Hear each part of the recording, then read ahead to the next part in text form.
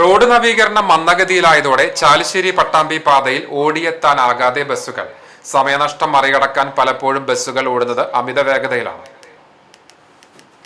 ചാലിശ്ശേരി മുതൽ പട്ടാമ്പി വരെ ബസ്സുകൾക്ക് ഓടിയെത്താനുള്ള സമയം 27 മിനിറ്റാണ് അനുവദിച്ചിട്ടുള്ളത്. എന്നാൽ പലപ്പോഴും ഇതിന് കഴിയാറില്ല. കുണ്ടും കുഴിയും താണ്ടി പട്ടാമ്പി എത്തുമ്പോഴേക്കും 10 മിനിറ്റോളം വൈകും. കൂറ്റനാട് സെന്ററിലെ ബ്ലോക്കിൽപ്പെട്ടാൽ സമയനഷ്ടം വീണ്ടും വർദ്ധിക്കും. പിന്നീട് ഈ സമയം ഓട്ടത്തിൽ ശരിയാക്കിയെടുക്കണമെങ്കിൽ ഡ്രൈവർമാർക്ക് അമിത വേഗതയിൽ ബസ് ഓടിക്കേണ്ട സ്ഥിതിയാണ്. പട്ടാമ്പി ടൗൺ കടക്കാൻ വീണ്ടും വിയർക്കണം. ബസ് സ്റ്റാൻഡിന് മുൻപിലെ കുഴികളും ബ്ലോക്കും കടന്ന് ചെർപ്പളശ്ശേരി റോഡ് ജംഗ്ഷനിലെത്തണമെങ്കിൽ ദുരിതമേറെയാണ്.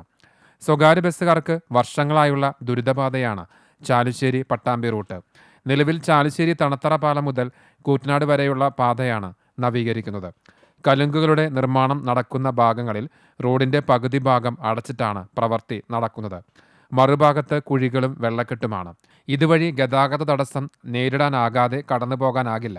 മഴ ശക്തമായാൽ പണി നിർത്തിവെക്കും. പിന്നെ ദിവസങ്ങളോളം ചെളിക്കുളമായാണ് പാത കിടക്കുക.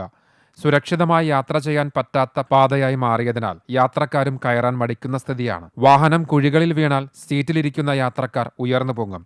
കമ്പികളിൽ പിടിച്ചു നിന്നാലും സുരക്ഷിതമായി നിൽക്കാനാകില്ല. ഇതോടെ സ്വന്തം വാഹനങ്ങളുമായി മറ്റ് ഇടറോഡുകളിലൂടെ യാത്രക്കാർ പോകുന്ന സാഹചര്യമാണെന്ന് ബസ് ജീവനക്കാർ പറയുന്നു. 34 ബസ്സാണ് ഈ റൂട്ടിൽ സർവീസ് നടത്തുന്നത്.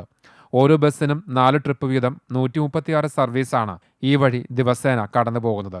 ഓരോ ബസ്സിനും 370 കിലോമീറ്ററോളം ഓടേണ്ടതുണ്ട്.